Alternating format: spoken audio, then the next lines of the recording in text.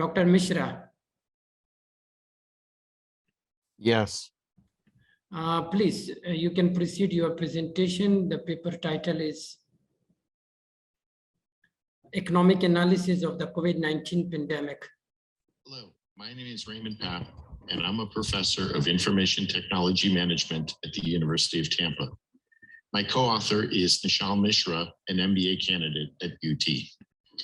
This paper is entitled Economic Analysis of the COVID-19 Pandemic. It came out of a discussion that NISCHAL and I had about what's happening in the world today. As you've probably seen on the news or read about in the papers, supply chain disruptions are a major problem. The COVID-19 pandemic has caused continuous disruption in the global supply chains, and the problem's only getting worse. Many nations have experienced problems, and these have had global effects. For example, China has been hit by power outages, which have impacted their manufacturing industries. In the US, a shortage of truck drivers and dock workers has led to lengthy delays at the ports. Currently, there are over 24 ships sitting in the waters off the coast of California waiting to be unloaded. Worldwide, rising energy prices are leading to dramatic increases in the costs of production and transportation. The supply chain lead times are growing.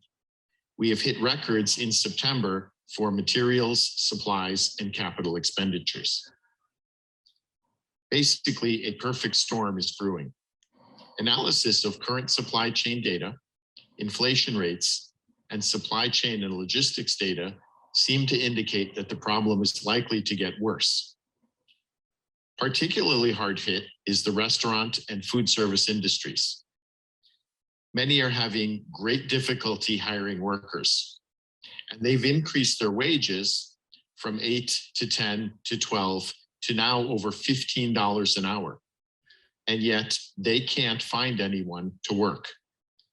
Part of this labor shortage can be traced to the current administration and their unemployment payments and government stimulus. These checks continue to keep people out of the workforce. Not surprisingly, people are reluctant to go back to their jobs once they have this stimulus.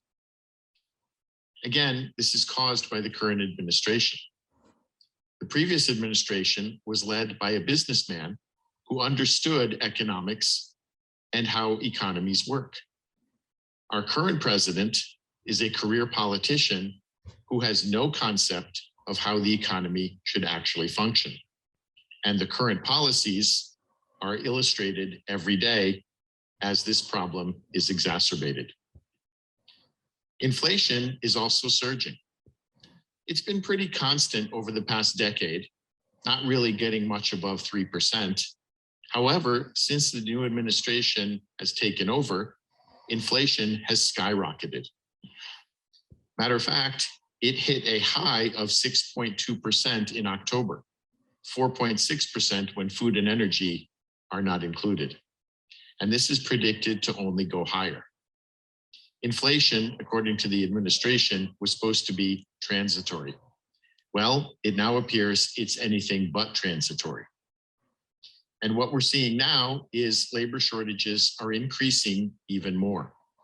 Because of these government stimulus payments, and because of an inflation rate that has risen to a high not seen in decades, the price of commodities has increased by over 19% over the past year. This is predicted to go even higher. Basically, it's not looking good for 2022.